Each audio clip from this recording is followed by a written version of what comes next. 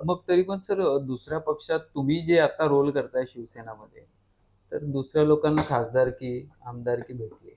पण तुम्हाला ती अपेक्षा पण नाही असं मला वाटते. तुम्हाला खरं सांगू, तुमचा हा प्रश्न खरंच मला फार आवडला. मला कळलं तुम्हाला काय म्हणायचं असेल, पण इतर पक्षांमध्ये तुम्ही जितकं जितकं तुम्ही तुमच्या नेत्याला तिथे मदत कराल, नेत्याला किती वाचवायचा प्रयत्न कराल, तितके तुम्हाला जास्त तुम्हाला पदोन्नती मिळते. या सगळ्या गोष्टींसाठी शिवसेनेमध्ये अनिश गाढवे म्हणून मी स्वतः किंवा या सगळ्या गोष्टींसाठी शिवसेना एक वादळची स्थापना केलीच नाही. इथे आम्ही विचारधारेचे पाईक आहोत.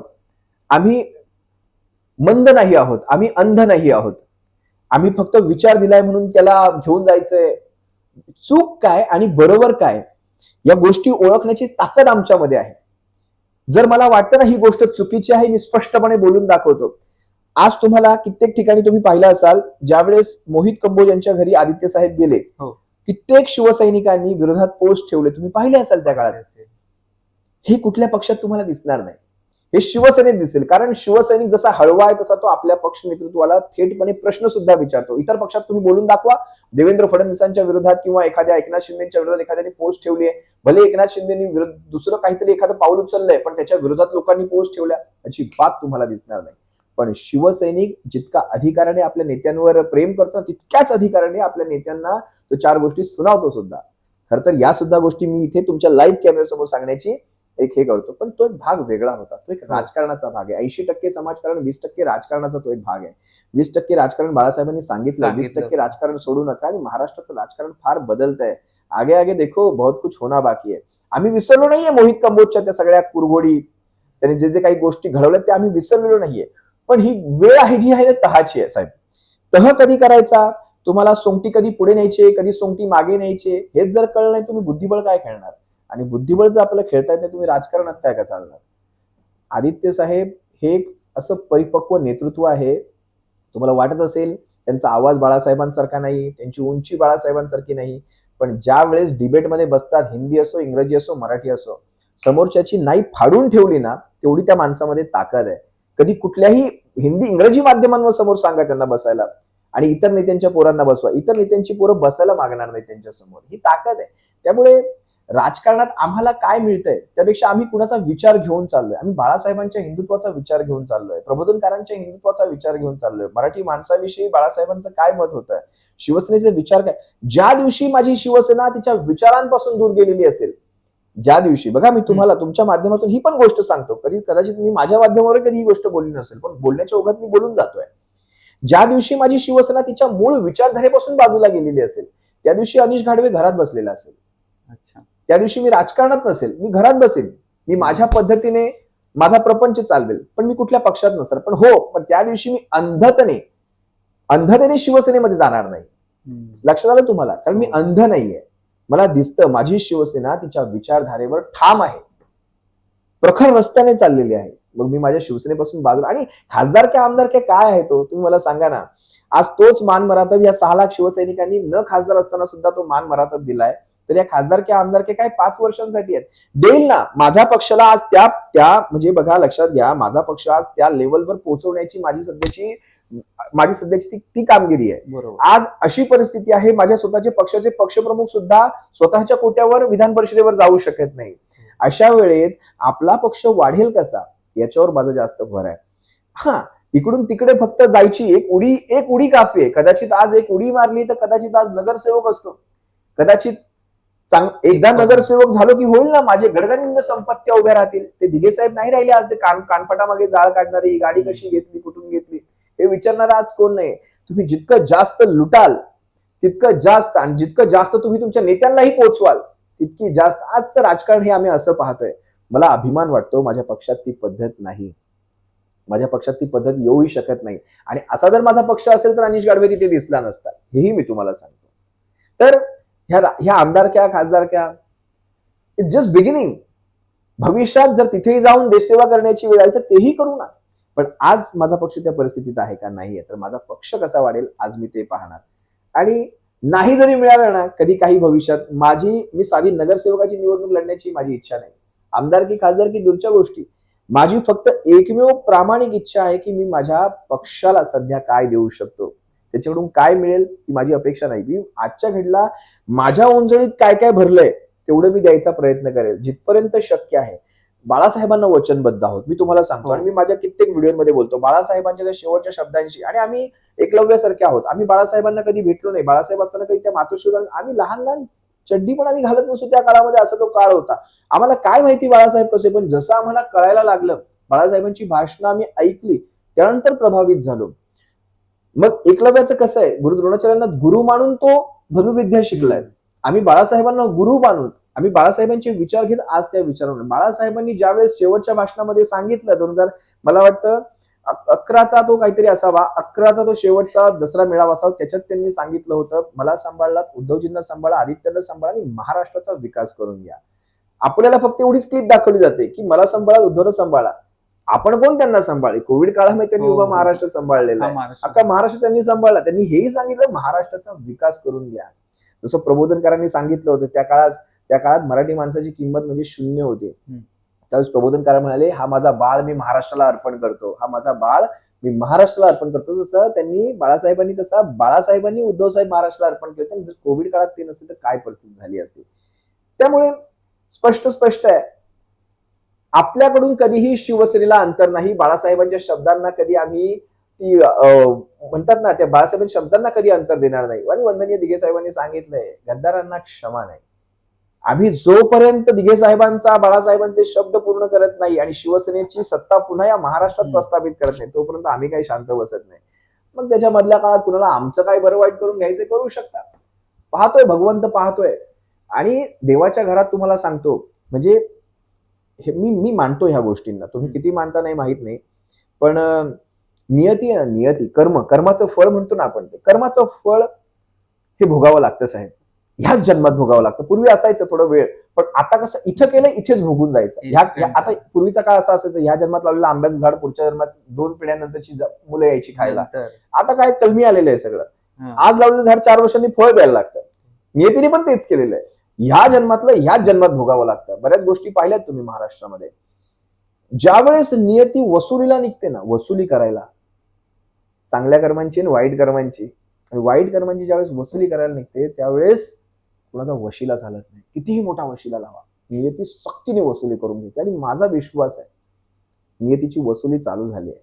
कालची बिलं पडलेली आहेत, तुम्ही पाहिलात ना. हो, ती बिलं फक्त बिलांपर्यंत राहू नका. देशातलं सरकारही कधी पडेल. 22 खासदारांवरचं सरकार आहे, 22 खासदारांवरचं.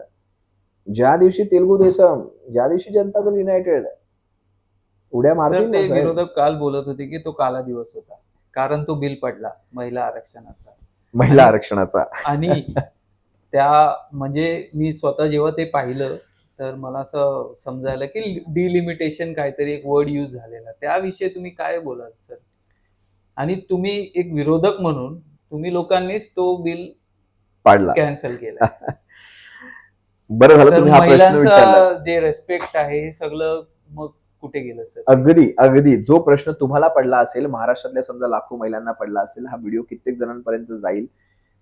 मी तुमच्या मार्फत तुमच्याही प्रश्नांना महाराष्ट्रातल्या सर्व महिलांच्या आणि विशेषतः ज्यांना या बाबतीत माहिती नाही त्यांना उत्तर देऊ इच्छितो. काल जे पडलं हे महिला आरक्षण म्हणजे नारी सन्मान ते बिल नव्हतं. काल जे पडलं ते डिलिमिटेशन बिल होतं. याचं कारण सांगतो. महिला आरक्षण बिल हे 20 सप्टेंबर 2023 रोजी म्हणजे मागच्या सरकारच्या काळात, ह्या सरकारच्या काळात नाही, हो मागच्या म्हणजे काँग्रेसच्या नाही, याच्या अगोदरची टर्म, दुसरी टर्म जी मोदींच्या गव्हर्नमेंटची होती त्यावेळेस त्यांचे खासदार सुद्धा जास्त होते. 302 खासदार होते त्यावेळेस. बहुमतात ते एकट्याने होते.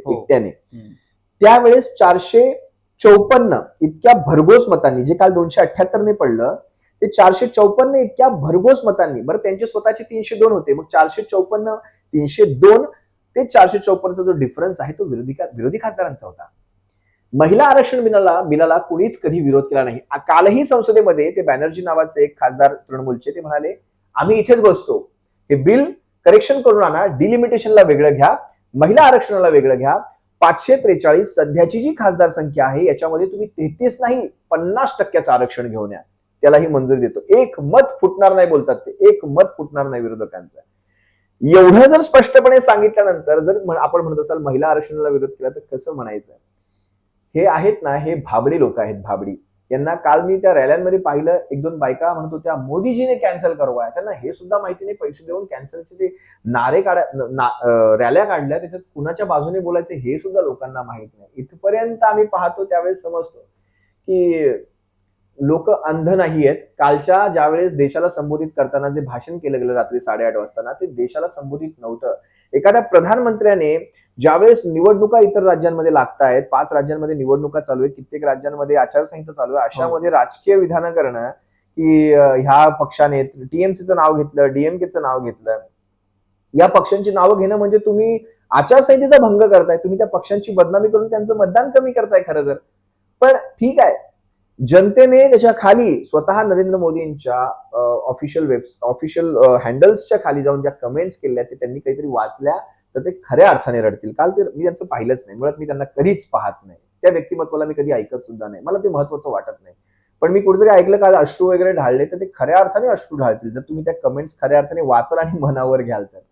नारी शक्तीला कधी कोणी विरोध केला नाही. आज तुम्ही मला सांगा, साधं उदाहरण तुम्हाला विचारतो, भाजपाचं सरकार मला वाटतं 14 राज्यांमध्ये स्वतःच्या जीवावर आणि 5-6 राज्यांमध्ये एकत्रित एनडीए म्हणून आहे. गठबंधन 18 राज्य आहेत एकत्र 18 राज्य आहेत. 18 पैकी एक दिल्ली हे अर्ध राज्य वगळलं ना, दिल्लीचं अर्ध राज्य, तिथे एक महिला मुख्यमंत्री आहे मला वाटतं. कुठेही महिला मुख्यमंत्री नाही. करा ना 33% महिला मुख्यमंत्री लागू करा. तुम्ही या सगळ्या गोष्टी अगोदर स्वतःपासून. आज त्या ब्रिजभूषण सिंग असेल, त्याला मी त्या खेळाडूंच्या बाबतीत त्यावेळेस माझे स्वतःचे मी ब्लॉग केले होते. त्या खेळाडूंना फरफटत, की ऑलिम्पिक विजेत्या पदकांना तुम्ही फरफटत नेताय आणि तो ब्रिजभूषण सारख्या माणसाला पुन्हा लोक निवडून पण देतात. मला लोकांना सुद्धा एक जय महाराष्ट्र करावं असं वाटतं. ज्यांची काय सोच असेल ती, तो गोंडा त्यांचा मतदारसंघ आहे, कुठला तरी उत्तर प्रदेशचा गोंडा मतदारसंघ, मला माहित नाही. पण ही माणसं तुम्ही हे तुमची का, तर त्याचा समाज नाराज होईल, त्याच्या समाजाचे 4 ते 5 लोकसभा क्षेत्रांमध्ये फटका पडेल, त्याला आपण बाहेर नाही काढू शकत म्हणून तुम्ही त्याला हे तुमचं नारीविषयी सन्मान, हा नारीविषयी सन्मान असू शकत नाही. असो, मी त्या विषयात जास्त जात नाही. पण हे जे पडलं ते बिल विरोधकांनी डिलिमिटेशन पाडलं, त्याच्याविषयी एक वेगळी चर्चा होऊ शकते. आता जर केला तर हा व्हिडिओ फार मोठा होऊन जाईल त्या डिलिमिटेशनवर. त्या थोडक्यात तुम्ही सांगितलं तर खूप चांगलं डिटेलिंग मध्ये. डिलिमिटेशन विषयी, डिलिमिटेशन हे कसं आहे बघा, ज्याची जेवढी भागीदारी त्याला तेवढी हिस्सेदारी सत्तेमध्ये. जसं उदाहरणार्थ 1 लाखांवर समजा एक खासदार असेल, 1 लाख लोकसंख्येवर एक खासदार असेल, तर त्या भागाची लोकसंख्या जर आज 3 लाख झालेली असेल आणि सध्याही एकच खासदार असेल तर तिथे आता सरकारचा सध्याचा नियम काय म्हणतोय, तिथे 3 खासदार व्हायला पाहिजे, कारण 3 लाखांची लोकसंख्या झाली.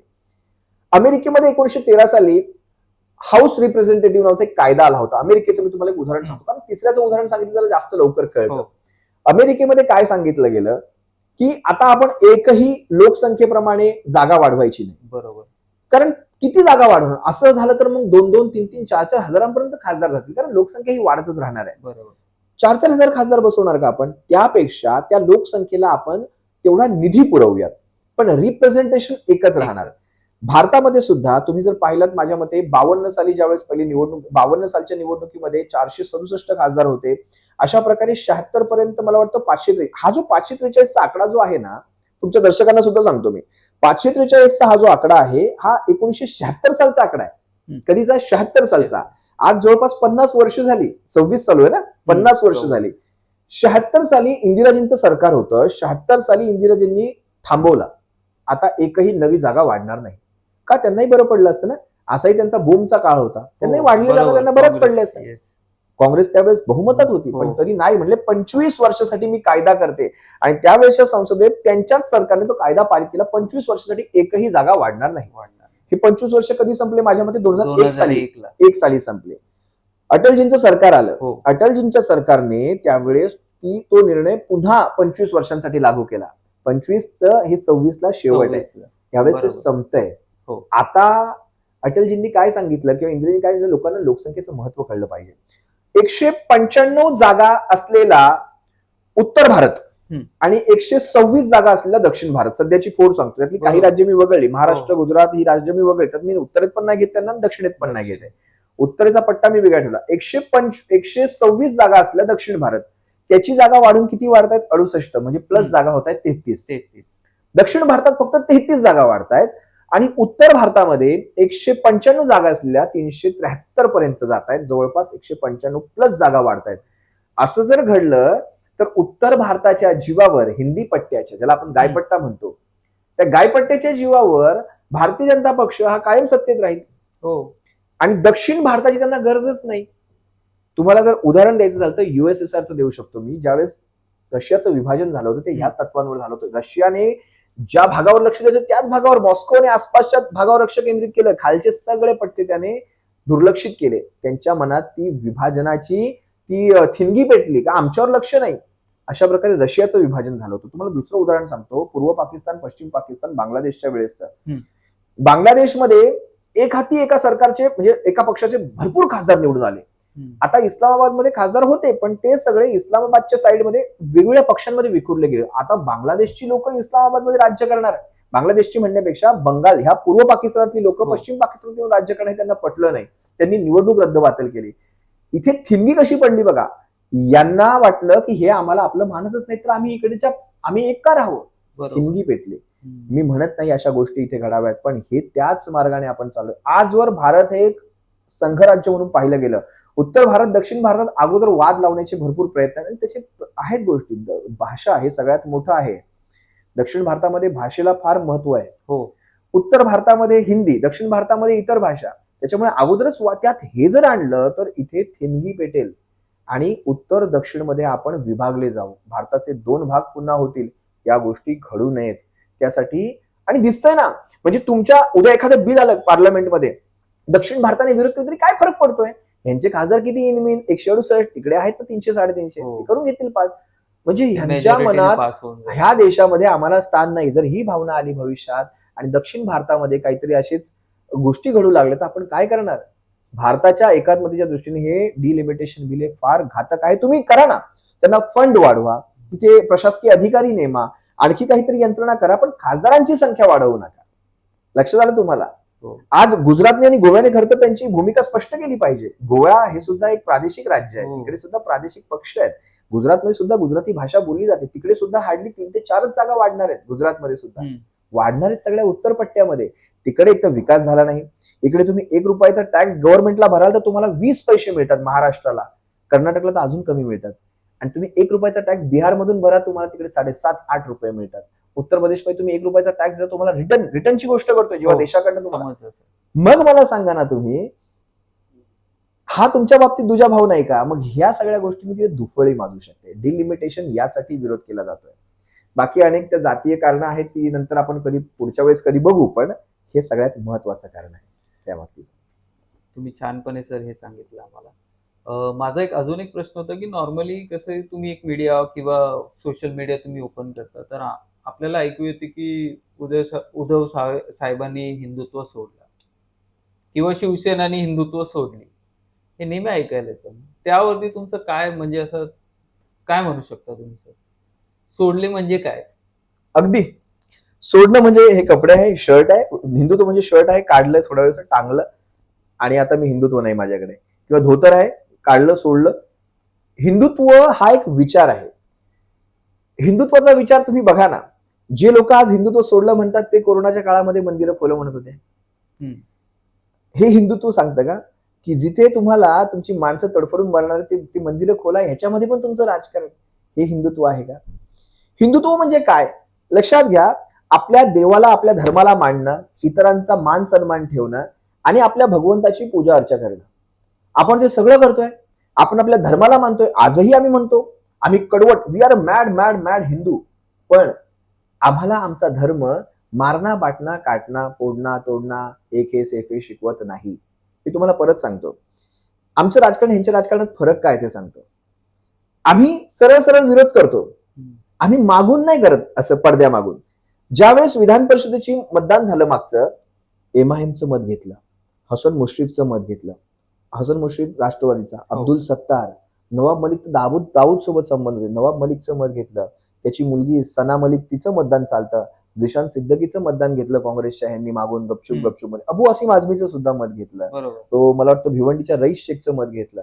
विधान परिषदेमध्ये आपले आमदार निवडून आणण्यासाठी तुम्ही एवढ्या मुस्लिम आमदारांची मतदानं घेता, मग तेव्हा तुम्हाला ते हिंदुत्वात बसतं तुमच्या का? तर तुमचा तो बाबे आणि आमचं ते काय कारण, आम्ही माणसांची मतदान नाही घ्यायची, तुम्ही थेट आमदारांची मतदानं घ्यायची, हे बसतं. याला हिंदुत्व म्हणायचं? बरं, तुम्हाला अजून एक उदाहरण सांगतो. गोव्यामध्ये जा कधी, गोव्यामध्ये भारतीय जनता पक्षाचं सरकार आहे. गोव्यामध्ये बीफ खुलेआम मिळतं. तुम्ही गोव्यातल्या हॉटेलमध्ये बसा, खुलेआम आहे. त्यांचा एक मंत्री मला वाटतं अल्पसंख्याक, किरण रिजिजू नावाचा, तो पार्लमेंटमध्ये सांगतो आम्ही आवडीने खातो नॉर्थ ईस्ट मध्ये, तिकडे भारतीय जनता पक्षाचे सरकार आहे. हो. म्हणजे तुम्ही फक्त इकडे आहात तर तुम्ही ओके, तुम्ही भारतीय जनता पक्ष सरकार, तुम्ही हिंदुत्व विरोधी नाही. महाराष्ट्रातून सगळ्यात जास्त बीफ एक्सपोर्ट कुणाच्या सरकारच्या काळात झालं? अदानी पोर्टवरून कुणाच्या सरकारच्या काळात सगळ्यात जास्त काय एक्सपोर्ट होतं? अदानी पोर्टवर काय इम्पोर्ट होतं? ह्या गोष्टींचा कधी अभ्यास करा.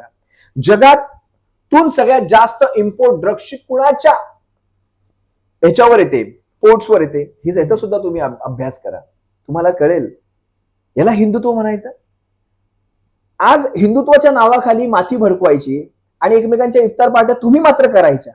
मग मैं आशिष कुरेशी नहीं, मैं आशिष शेलार नहीं, मैं आशिष कुरेशी हूं आज से. तुम्ही पाहते व्हिडिओ सगळे तुम्हाला मिळतील.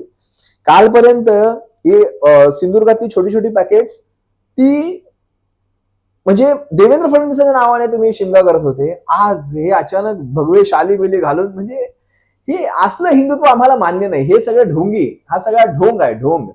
तुम्ही कुंभमेळ्याच्या नावाखाली म्हणजे 33,000 कोटी रुपयांचा तुम्ही चुराडा करताय. मी चुराडा हा शब्द जबाबदारीने वापरतो कारण त्याच नाशिकमध्ये झेडपीच्या शाळांचे पत्रे उडालेले आहेत. साहेब, आज काय महत्वाचं आहे तुम्ही मला सांगायचं. मी म्हणत नाही 33,000 कोटी ना तुम्ही कुंभमेळ्याला 33 नाही 50,000 कोटी द्या.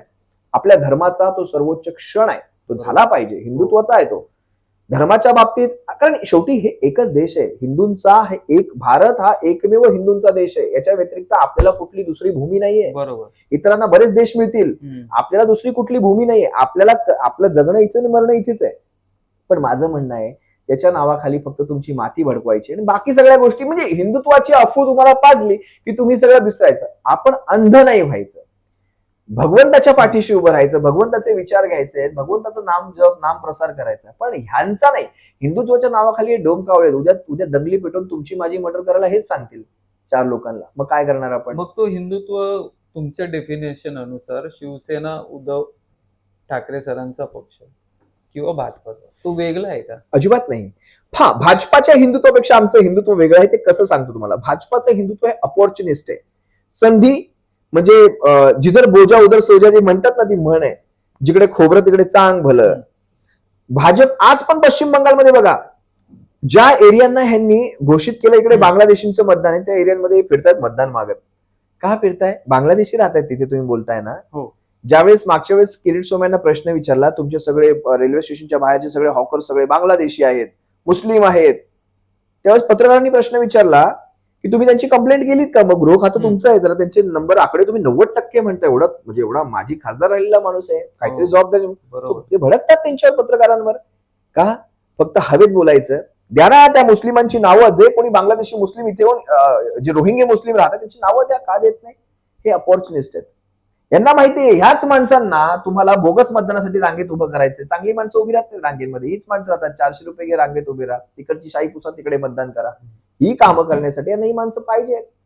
अपॉर्च्युनिस्ट हिंदुत्व आम्ही कधी बाळगत नाही. आमचं हिंदुत्व हे आमचं जरी शेंडी जाणवायचं हिंदुत्व जे बाळासाहेब म्हणत होते ना, बरोबर. मी माझं मत थोडं वेगळं आहे. बाळासाहेब म्हणायचे घंटा बडवणारा नाही, आम्हाला आतून तुडवणारा हिंदू पाहिजे. मी सांगतो आजही हा आमचा शिवबंधनाचा धागा भगवा आहे, पण ह्या धाग्याच्या भगव्या रंगावर भगवा आमच्या अंगात रक्त आहे. ते हिंदुत्वाचे विचार आमच्या अंगात आहेत. धर्माच्या रक्षणासाठी शिवसैनिक हा कायम रस्त्यावर असेल. बरोबर. आजही आणि भविष्यातही धर्मरक्षणासाठी शिवसैनिक कायम तत्पर असेल. पण होय, माझा धर्म कुणाला असंच मोकळ्या मारणं वाटणं काढणं शिकवत नाही. प्रबोधनकारांचं हिंदुत्वही आम्हाला माहिती आहे आणि प्रबोधनकारांचे विचारही आम्ही अंगीकारलेले आहेत. असं आहे. तर आपण एक छोटासा रॅपिड फायर राऊंड घेऊया सर. येस. सो हा rapid fire actually doctor Upasani Sunscan centre, the best wide bore open MRI with AI तलावपालीमध्ये आहे. तुम्ही सर्व्हिसेस घेऊ शकता. तर रॅपिड फायर मध्ये मला असं तुम्हाला विचारायचं आहे की तुमचा आवडता प्लेस कोणता आहे ठाण्यामध्ये? ठाण्यामध्ये कोपरी पासपाखाडी. कोपरी. हा. एका शब्द जो तुमचा वर्णन करतो. माझं एका शब्दातलं वर्णन. हो. छत्रपती शिवरायांचे विचार. उद्धव साहेब की आदित्य साहेब, कोणाचं भाषण जास्त आवडतं? ठाकरेंचं. राजकारण नसता तर तुम्ही आज काय असता सर? जर ही फूट घडली नसती तर मी राजकारणात नसतो, एवढंच सांगेन. ज्यावेळेस सगळं व्यवस्थित होईल, मी याचं थोडंसं डिस्क्रिप्टिव्ह उत्तर देऊ इच्छितो. हो. ज्यावेळेस सगळं योग्य असेल ना, अनिश गाडवे पुन्हा, आम्ही लोक म्हणतात तुम्ही आधी कुठे होतात, आम्ही बिडांमध्ये असू ना, आम्ही पुन्हा त्याच बिडांमध्ये परत जाऊ. ज्या दिवस माझी शिवसेना पुन्हा त्या यशावर असेल ना, आम्ही पुन्हा आमच्या घरांमध्ये जाऊन बसू, आम्ही पुन्हा गायब असू. आज गरज आहे ना, आम्ही रस्त्यावर आहोत. पण ज्यावेळेस माझी शिवसेना पुन्हा तिथे पोहोचलेली असेल, शिवसेनेचा तो भगवा हा डौलाने फडकत असेल, आम्ही पुन्हा गायब झालेलो असू, असंही समजा तुम्ही. राजकारणात नाही, आम्ही राजकारणीच नाही, आम्ही राजकारणी अजिबात नाही. तुमच्या आयुष्यातला role model? Balasaheb Thackeray. Social media की थेट जनसंपर्क? दोन्हीही. काळाची गरज आहे ती. आता एका वर्ड मध्ये उत्तर द्या सर. ठाणे. ठाणे. धर्मवीर दिघे साहेब. निष्ठा? राजन विचारे. भगवा? शिवसेनेचाच. तरुण? मी आहे ना समोर बसलेलो. Social media trolls? काय सांगायचं, भरपूर आहेत. नितेश राणे. तर रॅपिड फायर संपतोय. एक एक एक म्हणजे असा एक प्रश्न आहे माझ्या मनात. सध्या राजकारणात गयाराम आयारामचं सत्र सुरूच असतं, पण तुम्ही आक्रमकता आणि ठाकरे घराण्याबद्दलची निष्ठा पाहता. ठाणेकर असा विश्वास ठेवतात की काहीही झालं तरी तुम्ही तुमची निष्ठा बदलणार नाही. या विश्वासाला तुम्ही कसे टिकवून देणार? आता तुम्हाला 2 दिवसांपूर्वीचा प्रसंग सांगतो. आमच्या अरविंद सावंत साहेबांना मीडियाने हे प्रश्न विचारायचं धारिष्ट दाखवलं आणि त्या माणसाने पेपरवर लिहून दिलं. आमच्याने इथे गोंदलेलं आहे. त्यांना तुम्ही गोंदवून नाही मागितलं नशीब, छातीवर गोंदवून देतील. आमच्याने इथे गोंदलेलं आहे शिवसेना, हे 4 अक्षर ना गोंदलेत आणि रक्तात नसानसात शिवसेना आहे. ज्या दिवशी आमच्या डोक्यात तसा काही विचार जरी शिवेल ना, त्या दिवशी आम्ही सगळं सोडून देऊ आणि गपचूप घरात बसू. हा विचार शिवायला लागलाय, नको नको, म्हणजे आपण राजकारणी होऊ लागलोय. आम्ही राजकारणी नाही. ज्या दिवशी आम्हाला वाटलं आम्ही राजकारण्यांच्या पावलावर पावलं टाकतोय ना, आम्ही आमच्या घरात बसू, आम्ही सोडून देऊ.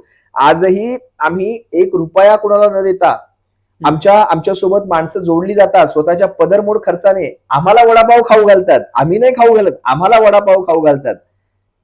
हे दिवस आम्ही पाहतोय, लोकांचं ते प्रेम पाहतोय. ज्या दिवशी आम्ही ही राजकीय फडकी, याची त्याची फडकी, याची त्याची झेंडे घेऊन मिरवू ना, आमच्या मागे शिवसैनिक नावाचं वलय नसणार. आज आम्ही कोण आहोत? शिवसेना ह्या 4 अक्षरांमुळे आहोत.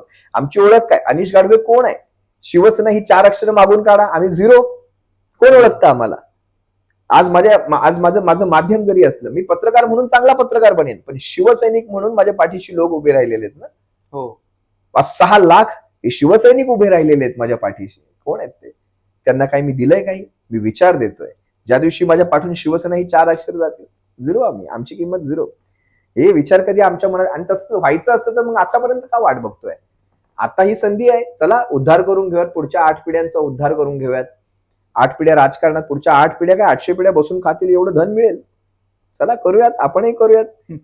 असं आहे सर. राजकारण येईल आणि जाईल, पण संकटाच्या काळात टिकून राहतो ती फक्त निष्ठा. आणि सरांच्या बोलण्यातून आज हेच जाणवलं की पद आणि सत्तेपेक्षा विचार महत्वाचे असतात. काही झालं तरी मी माझी जागा सोडणार नाही, हा त्यांचा शब्द त्यांच्या निष्ठेची साक्ष देते. आजच्या या संवादामुळे ठाण्याच्या भविष्याबद्दल एक सकारात्मक आशा नक्कीच निर्माण झाली आहे. सर धन्यवाद.